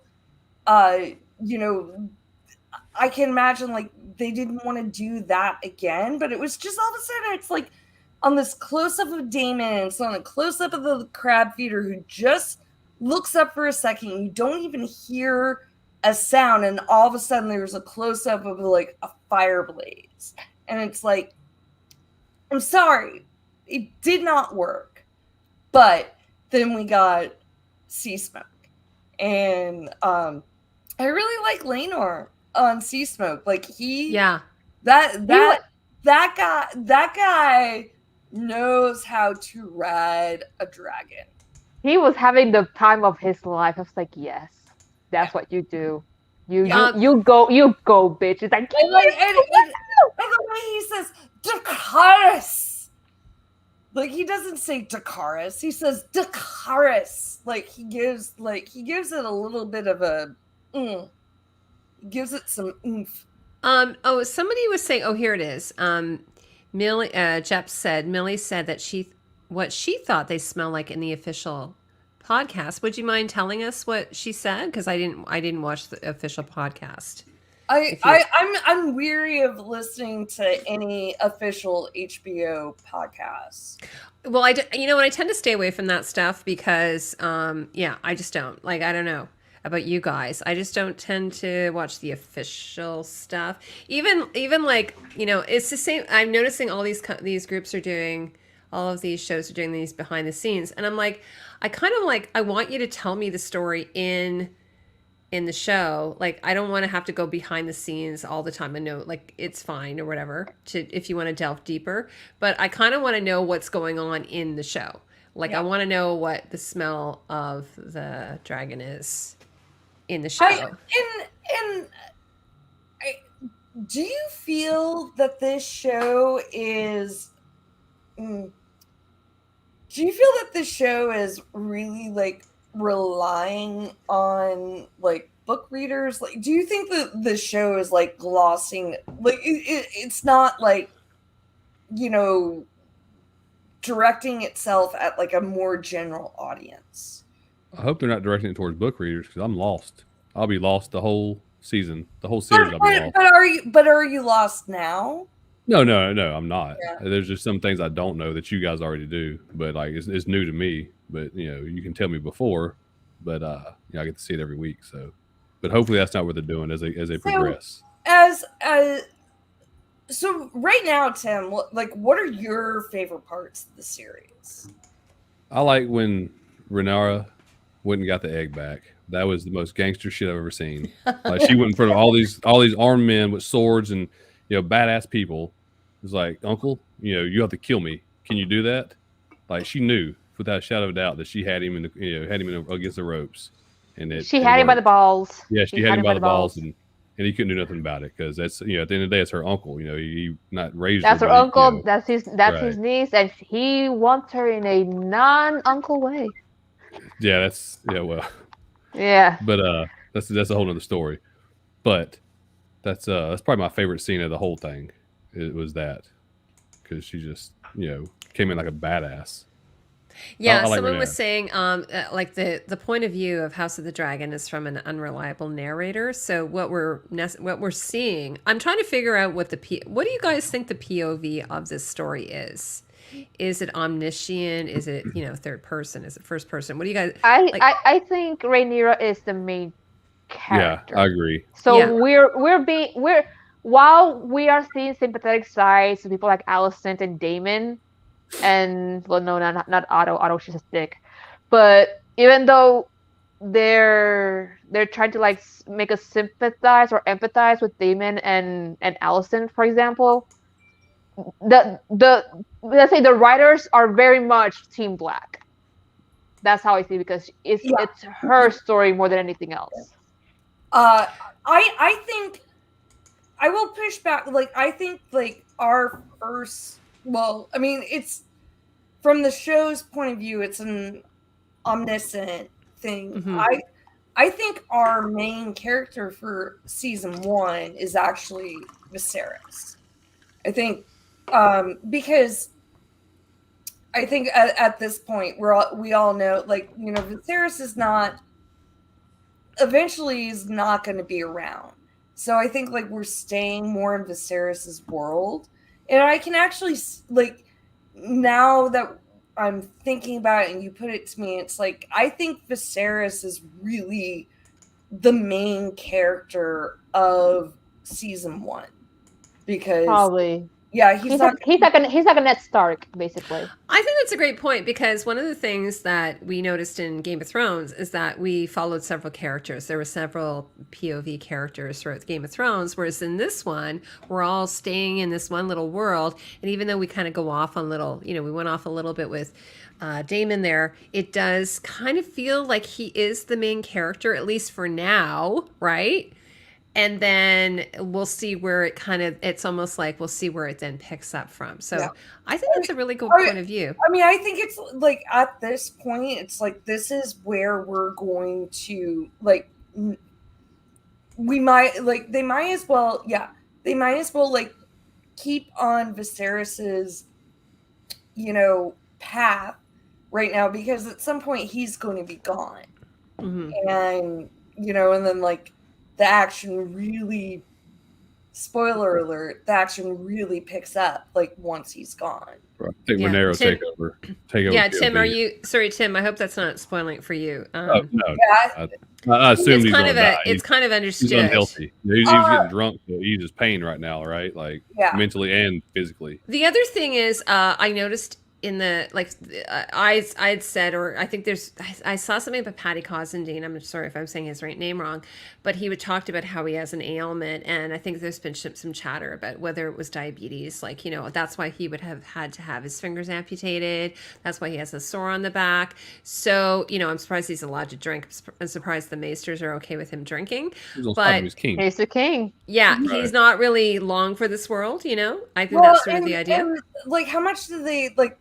Just even like if it was like diabetes, for example, like how much did they actually know about diabetes and the I don't think they would have, but they would have known it was something. They were saying that they say that they were contacting Old Town and they were sending some samples or something. Yeah, sorry, I have to take a call real quick, guys. Oh, no problem. Sorry. Tatiana, what do you think about that? About what? About the idea that that Viserys maybe isn't long for the world. Like he definitely isn't. I mean, he still has a few years ahead of him, because I mean, at least in the book, he does get to see his grandchildren play. There's a famous illustration of him playing with his grandchildren, so he'll live long enough to see his grandchildren. But yeah, no, he's not long for his world. He doesn't know how to be decisive enough to stop something. Like in the second episode, they say, "Oh, your finger is rotting. We should cut it off." And he's like, "Nah." And then 3 years later, his 2 fingers got cut off. And honestly, I think that wasn't his choice. I think the Maesters and Otto forced him to amputate at this point, because he would probably just kept kicking the bucket of his hand, and down the road and end up losing his entire hand. Yeah, well, he probably like I mean, for people with diabetes, they get gangrene or whatever, and they have to amputate it, otherwise you'll die, right? So, Yeah, but um, and I want to say, so I mean, Viserys. there have been, I kind of sometimes a little some of the for one of the things I wanted to say about that the spear that he was given by the Lannisters, like Tatiana, you mentioned something about it. When I saw that, I was like, that is like the worst spear. Like, look how terrible that like the It's so arrowhead tiny. was. Yeah, It was so like bad. No wonder why it he was failed. It was kind of the- like it was more like decorative than actually like something that you Yeah. could actually use. yeah, And I like feel the kinda three like- prongs thing. Yeah, Like, it was what three the fuck was pronged. I that? wonder why. And anyway, I feel kind of bad for Viserys because I feel like in many ways he's set up to fail. Some of it's his own doing. Like don't get me wrong, but I feel in many ways he didn't name himself king, and I feel like there are lots of symbols that are saying you're not fit to be king. You can't kill a stag. The throne you cut you. You lost some fingers because of the throne. I just feel kind of in a way sort of bad for him, and I'm sorry if I'm not saying this properly because I'm kind of getting drunk. It's So Tim, you fine. carry on. I forgot what I was saying now. But Yeah, the exactly. spear was Thanks, Carl. awkward shape. Like it looked like a fleur de lis or something. Like It did, yeah. it wasn't from that time, Carl. Once again, it was nowhere near where it should be. Yeah, I think Rhaenyra is going to take over maybe next season, and it's going to start following her because if I'm not mistaken, she becomes queen. I think I've had that spoiler, so it'll definitely show her story. Aegon becomes king because, well, spoilers. It's a whole thing. Yeah, There is the battle begins. There we go. Yeah, it's the battle. It's the battle for the, right. Now, oh, hey, while we're at this, now, what did you think? I didn't think, okay, normally I would be like, that's disgusting. But when Otto proposed the idea of Rhaenyra marrying Aegon, what was your response to that? I mean, just in thinking about like, Completely incest. That's our brother. They're brother and sister. That okay. was, But in terms of the Targaryen. history, they're Targaryen. yeah. Well, that's fair, but I mean, it was so outlandish. his grandfather married his sister. Like Jared, he battled so that he could marry Alicent, who was his sister. So it's not. I mean, it's not great, but it's not unusual in terms of Targaryens. Yeah, in terms of Targaryen, but that's a decision they make, right? Not, hey, you should do this. Everybody knows it's bad, right? Well, But again, Yes and no, because Rhaenyra and King Aerys, the Mad King, and Rhaenyra were forced to marry, because the Ghost of Highheart said, "Oh, the prince that was promised is gonna come from the line of Rhaenyra and Aerys," which forced them into getting married, even though they were not. Yeah, now that's what natural selection said is what I thought. My only issue with it is, I mean, if you're talking about like Targaryen lore, it totally works. But what the issue would have been is that by the time Aegon would have been of age, Rhaenyra would have been past her childbearing years, and that to me, that just makes sense. They're closer, like in the book. Nerd. In the book, they're a little bit closer in age. Okay. But so she wouldn't necessarily have been past her childbearing years, and it was something that actually in the books, although it could have been through Otto, but Alicent was very much like, let's marry the kids. So Alicent was a big proponent. Apparently, like in the book, she was a big proponent of Rhaenyra marrying Aegon. And can I say this as a spoiler that Alicent does marry her children? They get married. Aegon and and Helena, right? Helena, the little sister that she's pregnant with right now. Yeah, but when you're betrothed at 2, it doesn't mean you marry at 2. Right. You know what I mean? Like I'm like the first one to get incensed about any of this, what do you call it? like child Child brides and and grooms. yeah. But I'm just saying, like, so when they arrange the marriage, that means you would marry. And like, Boys usually 14. I know I said this last time, like, like, even in the Middle Ages, like, they were not expecting like 15-year-old girls to have babies, like, because they knew, like, they were not ready to have babies. Really not though. I mean, look at history. No. Everybody had. No, because like usually, like, when you start talking about like children getting married, like, it's really just like through like royal dynasties, and it's like they're like in situations like, oh fuck, like we need to marry somebody like who's like properly like in a royal dynasty. But no, like even in the Middle Ages, like they were not expecting 15-year-old girls to have babies, because they're like, then they were going to die. Yeah. Or the babies would die. Like they would have like high rates of miscarriage and stillbirths and so on. So in Game of Thrones, my understanding is that the maesters recognized that a very young bride, like 11, would more likely, like for instance, I think what's her Rhaenyra's mom was 11 when she got married, but I don't think they actually consummated it when she was 11. They had to find that out. No, like, yeah, and Viserys was like 17. Yeah, like, so like he wasn't an old man. Like, they were teens being married to teens. Yeah. Like, yeah, exactly.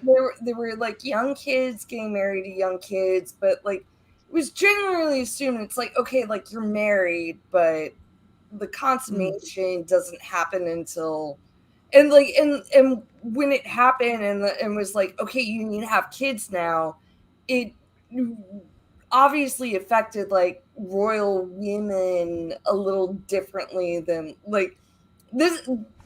Everything we're talking about is not what like the average person went through, is mostly my point.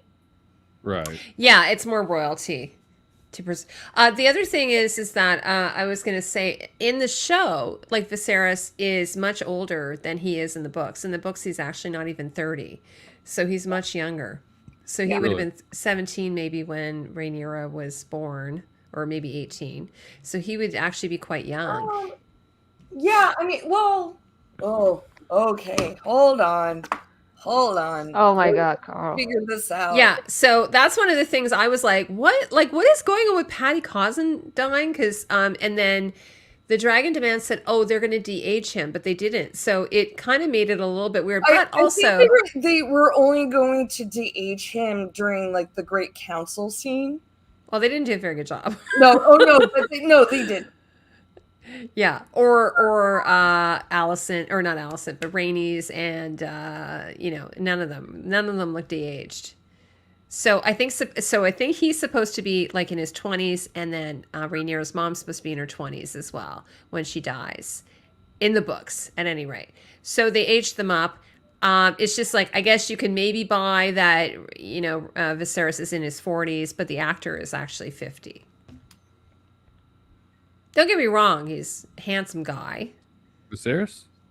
He's only 50? He's not bad. He's got bad posture, but Right. I thought he might be over 50. But he also is wearing the wig. He's got the wig. Like and also I think he put on weight for the role, because he's supposed to be a king at a time of prosperity, and so he is he like drinks and eats, and so happy, he's a happy king, or maybe not that happy, but where I think Paddy Cosendine, when I've looked at other pictures of him, he's not that plump. So he was about like 19 or 20 when Rhaenyra was born. Okay. Like, so he's only 20 years older than. Yeah. I know. Penelope like said like, what? Yeah. Yeah, what? Penelope, I totally agree. So okay, where are we at? Someone's gonna have to lead this. Oh my God. Okay, well, you know what we haven't talked about? Okay, so we've talked about Viserys, we've talked about the hunt, We've talked about. Oh, do we want to talk a little bit about Cole? Sir Kristen- I wanted Kristen to talk. Cole. I actually Yeah, kind of dude. want to talk. I mean, I want to talk a little bit about the armor, the armors and the Oh. stepstones. Oh, Kristen Like, Cole. No, No, the no, no, stepstones. the Like armor. the Oh, armor. the stepstones. The armor. Okay. Do you want to wait till we get to the battle, and then we'll talk about that? Sure. Because I have issues with the armor, but go ahead. I like the Let's armor. talk about Kristen. I like the armor, but I have an issue, which is like the same issue that I'm pretty sure you had with the Lannister armor in Game of Thrones. Okay. Yes. And that's Hold on. like- Okay. Do you want to? Why don't we wait? We'll finish wait. off with the battle. wait. How's that sound? With Does that sound the fair? hunt. Yeah. Okay, so why don't we- all the armor. We can finish with the hunt, and so I just thought we could talk about Kristen Cole. What do you guys all think about that guy? He's I think, sexy. He got Do a you little think he's comfortable. sexy? I think he got comfortable with Rhaenyra when they were around the campfire. He had his Yeah. armor off and just kind of let himself go, right, and just relaxed. He was more of a friend than a guard. You know, he's sitting there with just his tunic or whatever on, and his armor's laid up beside him. And I thought that was weird. He's supposed to be protecting her, but how do you do that without armor on? You know, he stabbed that boar with a sword. But what if somebody came up? He couldn't, fend off 4 or 5 people and protect Rhaenyra without his armor on, even though he's a badass swordsman. There's also a lot of other things he can do without his armor on. Yeah, so that's what I'm getting at. Is like, is there a relationship there? Once again, if it's in the books, I don't know, but I'm thinking there's going to be something there. If he let himself go and be himself around Rhaenyra, and didn't make her go back. I mean, he could have put her over his shoulder and brought her back, but he kind of just did what she wanted to do. But that was sit around a fire and hang out, because I think he wanted to as well. That's a really good point, Tim. I think that's a very apt point because he is on duty still, right? Right. I personally don't find him that hot. I'm kind of into the Crab King. God damn. I mean, again, barnacle for your pleasure. No. I actually, you know who I'm kind of into? I'm into. Who is it? Sir Harland? Otto. Sir Oh. Harland. Oh, there is something like we could talk about how the 2 hottest men in House of the Dragon is actually like Daemon and Harlan Strong, which Yeah. is, Yeah. Oh, isn't it? really could makes my love life make sense. It's like even with Harlan Strong, like size Rhaenyra's up. Oh, Carlos is totally sexy. I agree. It's funny because Oh yeah, he's a daddy. yeah, no, he's totally a sexy silver too. daddy. I agree. Yeah, but I think I kind of want to say Harland when Daenerys walked in, she walked in and everyone's breakfasting. Is that a word? He's And like getting a fucking rabbit. He's like, fuck yeah, bitch. he was awesome. I'm done. Yeah, he's gonna be my hottie. He is for sure. Yeah. I mean, yeah. It's always gonna be like, girl, I get it. But I can see why people would like Kristen. But I just already know what he's going to be about, so I'm not really that crazy about him. and that's the thing. It's like there's so much we don't know from the book, what. Hi, Alicia. Kristen, but oh yeah, but also at the same time, I don't see their relationship being Romantic. yeah, it doesn't seem. Yeah, it didn't feel romantic. It felt commiserating, like a friendship. Yeah. Gratitude. He felt gratitude to her for giving him the post of in the Kingsguard. Yeah. But yeah, well, it felt like loyalty, which I think is even better or worse in terms of what happens in the future, because you know what happens in the future. So what the hell happens for the future to happen, because they look so good together in a friend way. Yeah, no, and that's the thing. It's I don't see any. I mean, but that's also something we don't entirely know. Again, from the book being from a unreliable narrator, it's There were a lot of like I found in the book. There's lots of things that aren't again because it's an unreliable narrator and they're not there, and they're going to delve into this I think in the next episode. But there's a lot of things that aren't filled in because I was like, why does Kristen have why is he so angry at Rhaenyra? Like why is he so pissed at her?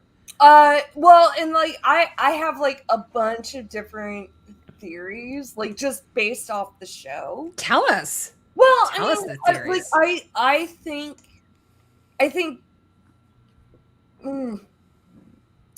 you know, well, I think the biggest thing is that she is not going to be faithful to her husband eventually.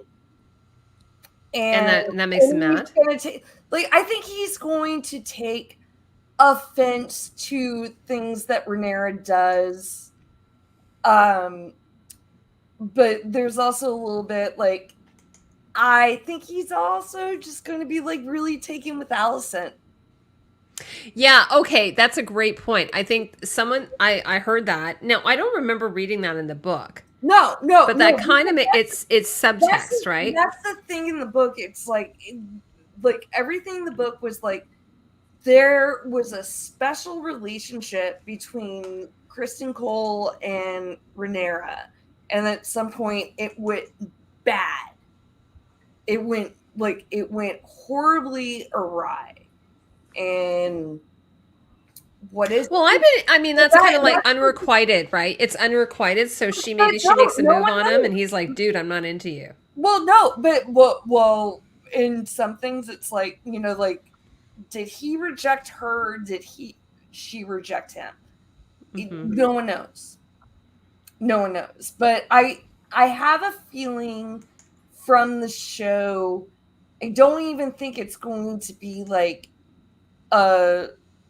will they, won't they? Like, I think it might teeter on will they, won't they? I think he is just at some point going to reject her morals and her principles because, you know. Well, I'm really excited to see what happens with her like eventual betrothal with Rhaenyra. I feel like they're going to have an understanding. Again, it's not mentioned in the books, but that's what I think is going to happen. They're going to have an understanding. I think they are as well. But I also I love, I mean, like some of his dialogue was very stilted. But I like. Oh, interesting. But he's Dornish though. They changed it. Cole is not from the Reach. Dornish and one parent. They changed it. I think they changed it for the show. Yeah, he's always have Dornish. He's Durandarian. Dendarian. But I don't think he was from the Reach in the books. But the fact checker, who's our fact checker? Well, yeah, that's what I was saying, Bodhi, is that I thought that maybe like, you know, she's like, okay, you're gay and I don't want to be in an arranged marriage. So we could have a relationship and, for, you know, have this sort of. I do really think like they're going to do that, like understanding and I think they're all going to be okay with it. Well, I think they're going to be okay with it, but then it's obviously like going to blow up in their faces. Oh, for sure, because it sounds like in the next episode, if you guys have seen the teaser, that there's like some rumors that are going around, right? Oh, well, yeah, but I don't like. But or is that about her brother or uncle, I should say? Yeah, I don't think that has anything to do like with the betrothal. Like, I think we have at least another episode before they get married. Tim, what do you think? Tim's being so quiet. Yeah, Tim, what do you think about the potential that Rhaenyra will marry Rhaenyra, who is, you know, in the books is gay, and you know, and I'm assuming they're going to go with that here. What do you think about the idea that about her choosing him as husband. It was proposed in the episode, though. Right. From Game of Thrones, the last person that married a gay guy, it didn't work out, right? So was it? I forget the guy's name. The Baratheon that was gay got married. And, Renly. Yeah, Renly. Renly. Yes. Yeah. So he got married, and obviously it didn't work out. So I don't know if they're gonna make that. It might be arranged. It might happen, but it won't last long. I don't think, because they're not gonna produce an heir or anything. So I think it'll just. It'll die out. It'll come and go. I think is what's going to happen with that. Just the same as it did last time. So. Can Tim come back for the last episode? Yeah, so that we can talk. Yeah, so I told you. He does have a smooth voice. Tim does have a smooth voice. He can do ASMR. Right. Also, you're a little unsullied and you're pure. You're pure and innocent. Right. Yes. Yeah, so I don't know anything about this. Actually, I was going to say regarding Tim's voice nothing. Yeah. Yeah, I was going to say about Tim's voice. It's funny because Tim, you remember when we were in Justin's live stream and he has a nice, really cool intro and you helped, I think you voiced the intro, the outro, yeah. The outro, yeah. And I really want to have Tim do that because he's just got, your voice is so buttery, it's amazing. Thank you. Yeah. Thank you. So, okay, so let's go to the battle then. Should we get to there? I don't even know what drink I'm on now. Tatiana, are you drinking? Tim was asking if you can have wine on the camera. Yeah, I didn't want to just hold a wine glass. Well, it's not. We're not a major news network. Right. I finished this, so now I finished this, so I'm now switching. Yeah, you're on water. Yeah.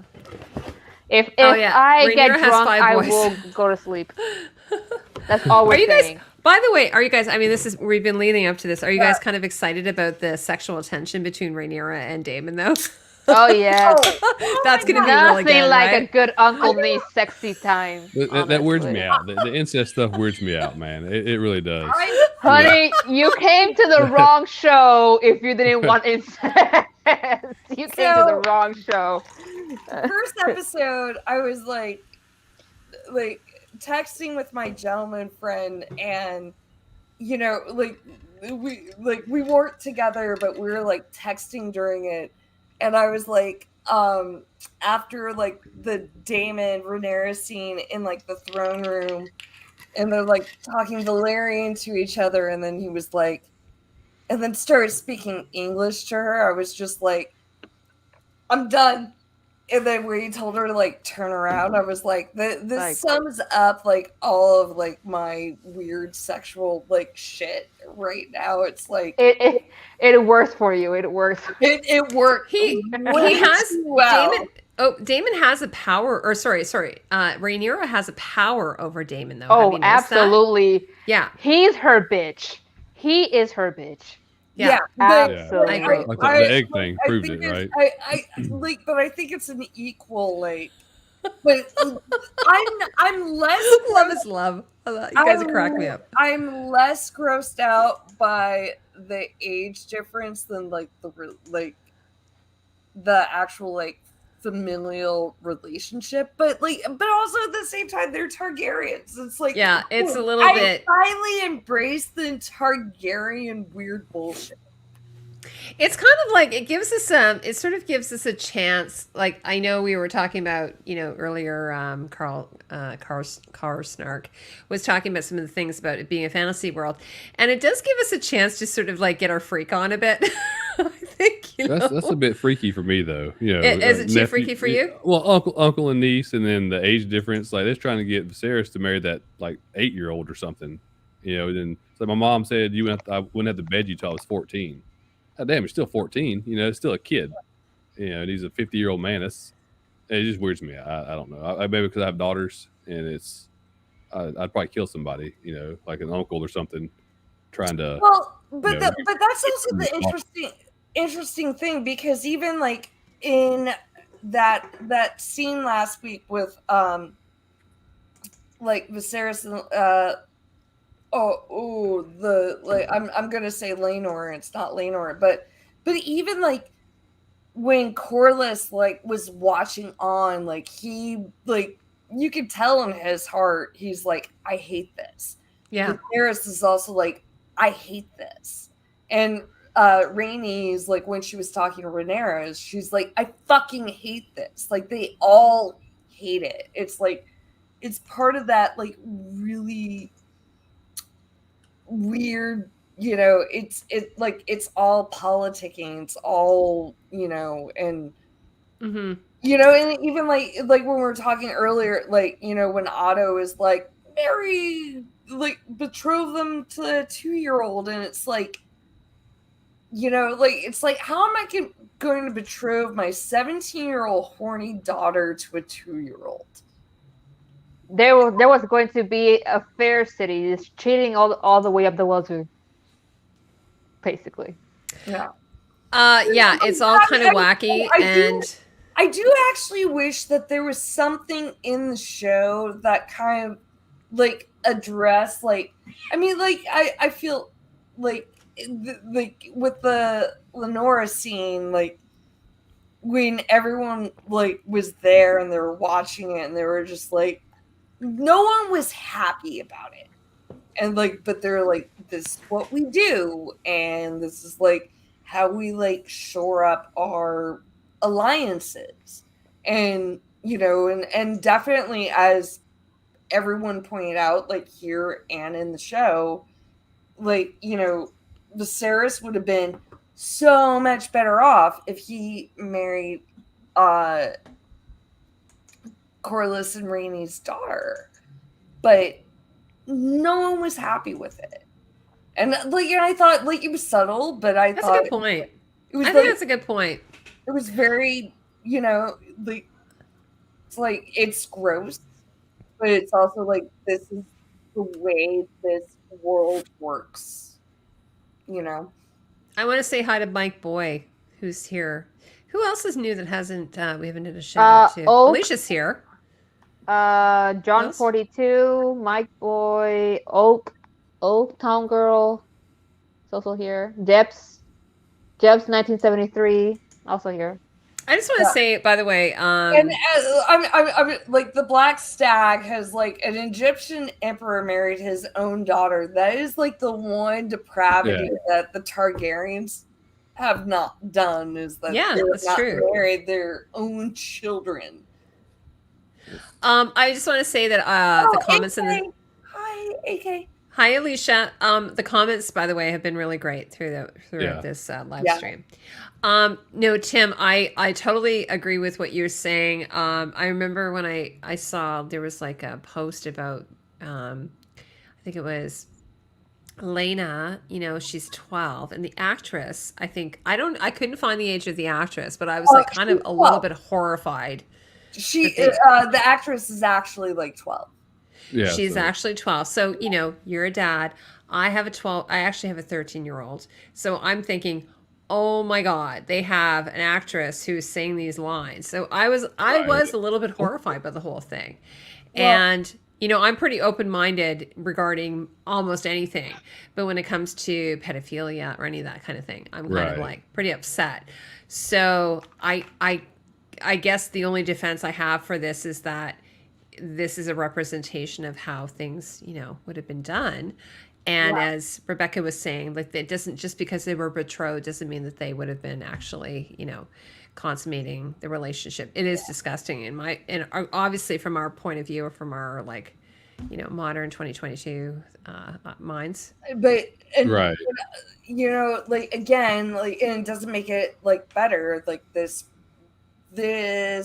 like, maybe like people are like betrothed to each other, like at a like, maybe marriages are arranged at a young age, but like the marriages were not expected to take place until like they were of age. Where it gets like off the rails is when, like, it's like, I'm offering up my like 12-year-old daughter to a 30-year-old man, and I mean, well, we can get on to a whole. It was to secure power, though. I get it. I get why they're doing it. It was a business deal more than anything. Right. Well, and that's the thing, and that's the thing. Like, they're even addressing in this episode. It's like her marriage is a business deal, and like, for better or for worse, and there's a little bit like what I was saying earlier. It's like she's just like a petulant, like, I don't want to get married, and it's like, okay, yeah, I get that, and like, you know, let's move past that complaint on the show and like make her like think about things. Like, I don't actually think that they're like, as much as they're like very pro Rhaenyra, I don't think they're actually giving her a lot of stuff to work with. Like, they're just constantly like, oh, she's upset because she's getting pushed aside, and it's like, well, show this bitch not pushing shit aside. You know, like I think Rhaenyra like is a very smart like show only. Like, I think she's a very smart girl. I'm like really disappointed that the whole thing. I really would have loved like that whole conversation she had with Rhaenys, like to become like a mentor-mentee relationship. Yeah, You know, I the thing totally is, agree. like, Yeah. it's like, you know, like helping her, like, you know, like trying to figure out like, how do I maneuver, which would have been like such a great situation, like for both of them. Like Rhaenys, who's like, you got fucked, and now here's an opportunity. Like, you know, it's like, all right, like I can be queen, but I'm gonna make a fucking queen. Yeah, that I was. totally agree. Sorry, Yeah. go ahead, Tim. Oh no, so that'd been great. Her becoming her mentor. Like, I got passed over. Let's see if we can't get you there. Have a queen there Yeah. to rule Yeah. the realm. And So, I thought and that's going actually. yeah, and like the thing, you know, because I know last week we were talking about a little bit like the showrunners were like, oh, here we are, and it's like, look, we showed how hard childbirth is, and it's like, but you're not actually like furthering a conversation. You're not actually furthering a character. You're still burying the character in like patriarchal bullshit. Like, you're not actually giving the character like because that's the thing. Like, even the book, like you know, Gurm is not like, I don't think he's a misogynist, but he's not a, you know, power to Feminist. the people. Like, yeah, I not power to the people feminist. Like, but it's like they have an opportunity, and it's like she can still like make moves and like fuck it up and like not succeed, but it's like they're giving her no moves, where she's just like, oh, no one's here for me. Like, you just want me to get married. It's like, also, it's like at this point, as a 17-year-old, like you know you're gonna have to get married. Like, you know you're like, that's not an option. Like, I do love, like, I did like that scene where he was like, I'm the king and I'm not above these traditions and bullshit. Like, you have to do it too. But it's also like, this conversation shouldn't be happening at 17 years old after he married her best friend and had a baby. You know, like, Yeah, I have agree. There's a show, Tatiana, I think you've watched. There's a show called The Great about Catherine the Great. Have Oh you watched yes, it? It's a I great loved show. it. Like, Love not it. just Love anyway. it. And one Probably of the the things best. Probably the best thing Elle Fanning has been in so far. Yes, absolutely. And one of the Love things that it. she does, and she realizes, is that she can't just be like, okay, I'm going to be the queen, and like, fuck you guys. She realizes she has to actually Play the game. sort of win the favor of the public. She can't just like, so one of the like, Rhaenyra already is just like, fuck you and fuck you and fuck you, right? She isn't really doing any yeah, exactly. She's not doing anything to try to win the favor of the people Right. and the love of the people. Right. And so she's already sort of like fucked that up. And I mean, again, it could be because her mom's gone or her dad's a terrible father. I like to think of it as that she's already given up. Mhm. That she has already, because her brother is born, she automatically thinks, "Oh, I'm gonna get looked over. I'm gonna be replaced any minute now. I'm just done." And she just doesn't like care anymore. And it's not until Viserys says, "You are not gonna get supplanted," and then later in this next episode where we saw in the trailer that she reads the prophecy in the night that says the principal's promise will come from my line, from the Rhaenyra's line. I think that's when she like doubles down and says, "Oh, I am going to be queen." But like in this episode, I think she's just given up and she just doesn't care anymore, and she's just going through her moody teenage angst phase. But I guess like my argument is like, yeah, like I think you're right. That's like the direction. I also think that's kind of a lazy direction from the show writers and the showrunners. Like, I want her to be smarter. Cause like right now, like I see her being a very smart person. Like she's obviously like super intelligent, but I want her to be like way more politically savvy and like there's just something I don't believe after like reading all these like fantasy novels and like watching, you know, enough fantasy shows like where like she's not prepared for this role. And that might be like one of the downsides like from the book to show adaptation is like they made, you know, I don't think they made her as like politically savvy as she was in the books. And like, you know what? It's like I want a politically savvy 17-year-old. But what's that saying? Hell hath no fear like a woman scorned. She's upset. Yeah. She's scorned because she thinks she's being pushed aside. You know, she thinks Aegon's going to take her spot as the heir. So she's pissed right now, and I think she's working through that rage. And afterwards, I believe she'll become a little more strategic about it. No, that's why I see it unfolding. But I don't know, right? I didn't read, so yeah. You know, once again, y'all may see something I don't. But yeah, I like to think in the episode it's like what I just said.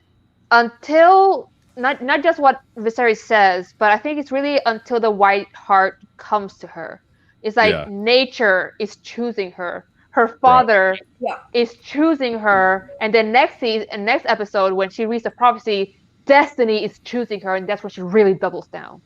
She double triples down. Yeah. But right now she thinks upset. she's gonna get supplanted, and it might be lazy. I do agree with you because it's like. But it still makes sense with what we know of Rhaenyra so far. I also, I will say, Tati, like, I do think they could have done that and still made her be a smarter, you know, where player. Yeah, I agree with you. Yeah, like, because there's just something about that. Where she's like, I have no idea what's going on. It's like, but Carl Karsnark. Thanks so much, Tara. You know, like the fact that Alicent Hightower is a better player in like the politics, it's like there's a problem. That's a problem. Actually, like, you know, and I don't mind it for the show, like, because like I think like the characterization of Alicent is great. Like this actress is playing her great, but the fact that Alicent like knows more how to like deal with stuff, and they make Rhaenyra look like a total like, I don't know what's going on. It's like, well, there's that one scene where like Alicent is reading, you know, in the book, and she's on her lap, and you know, she's just like, I just want to eat cake and fly my dragons, and she's just not really taking any of it seriously. Whereas it's like Alicent is taking it seriously. Yeah, but no, and I guess like, you know, like that's a good point. Like there's like that whole like wayward prince archetype, but they're like crouching it also in like a feminist narrative where there's a little bit like I can totally like be like, oh, she wants to be like the wayward prince. At the same time, I don't think she should be surprised like, oh, there's a big thing and oh, I have to like they're expecting me to find a suit. There's just like a weird like a balance that they have not, you know. One of the things I was going to say, and this is one thing I thought was a little bit weird, and you guys can let me know what you thought. I thought it was weird that her father confronted her in front of everybody. He's drunk. Well, not quite yet. He wasn't Yeah. full on drunk yet. It seemed really, really weird, like that he wouldn't, he wouldn't have pulled her outside or something. What'd you guys think of all that? I mean, technically, she started by confronting him about Jason. Mm-hmm. Although I do agree that she said, "Let's take this outside, or let's take this somewhere else." Well, he caught her off guard, right? Well, but also he's the king. He can like fucking like throw tantrums in public. Okay. Like, you know, like there's a little bit like I read that as like, oh, I'm like gonna one up him, and he's like, oh, I'm actually gonna put you in your place in front of other people. And I also think that that's what it was trying to like. You know, there's a whole balance of power thing in this episode where, like, you know, at some point he puts her down in front of people, and that like lessens her, you know, standing to a certain degree. But then, like, he can't kill the stag. Yeah. To a certain, like, you know, and there's just like a little kind of quiet applause, and then she comes in with the boar, and like the most interesting thing when she comes in with the boar, other than like break bones, you know, it is the you know, he's like his eyes were like, what? He's like big rabbit. He's like, hey. I know, that was so awesome. She's like, I'm gonna, and this is how I like flirt with men, so it's like I got it. But you know, like when she came in with like the dead boar, it was like Viserys, Allison, Otto, and it was just like, but like the whole camp was like. Even the Lannisters, I think, looked, right? Well, yeah. I mean, like she was covered in blood, so obviously, you know, it wasn't Kristen that done it. Hello, everyone. It was funny because in the behind the scenes they said pulled pork for everyone. Pulled pork. Hi, Fandom. Yum. Yummy. Brisket. I've actually, if you guys, okay, this is totally a side note. Have you guys ever had break clothes, break pants? Have you guys ever gone to like a pig roast? Yeah. You guys ever done that? Oh, girl, yeah. We do that. We do that all the time here. It's so good. All the time. Yeah, it is. We did like years ago. We did something like that in my house, like for I think Christmas. We do that. Like instead of turkey, we eat pork here. Yeah. If blood is sexy. If it's yeah, I guess if you're a vampire, always sexy. If it's like, you know. Oh, thanks, Lady Starfell. Okay. Appreciate everybody who's been here so far, hanging out with us this long. While skinning a fucking rabbit, Alicia K. No, we're talking about my boyfriend, Break Bones. He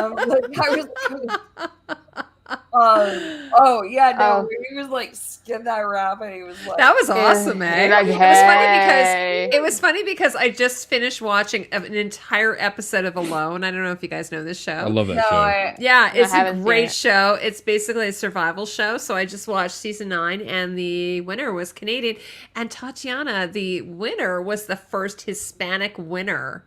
Season 9. So he's a Hispanic Canadian. That's cool. A Hispanic Canadian, and he did amazing. So it was very cool. So I was watching lots of like my niece, who is vegan, would be horrified. She wouldn't even be able to watch Game of Thrones actually because she's vegan. No.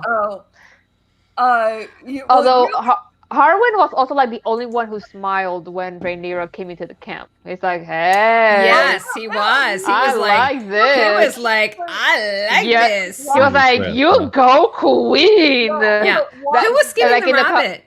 No, in the but co- watch in it the comments. again. Watch it again because like everybody, like when she walked in with that boar, they all knew, and they had also like like a lot of them had like witnessed like Viserys not being able to kill the stat on a first thrust, and it's I like, haven't watched you it. know, and like she had like that blood on her neck, but Oh yeah, it was great. that, like Harwin's strong. The public argument. Oh wait, what is it that John's saying? The public argument ruined the scene for me and reminded me bad parenting skills that removed me from my escapism into fantasy to be dropped back into reality.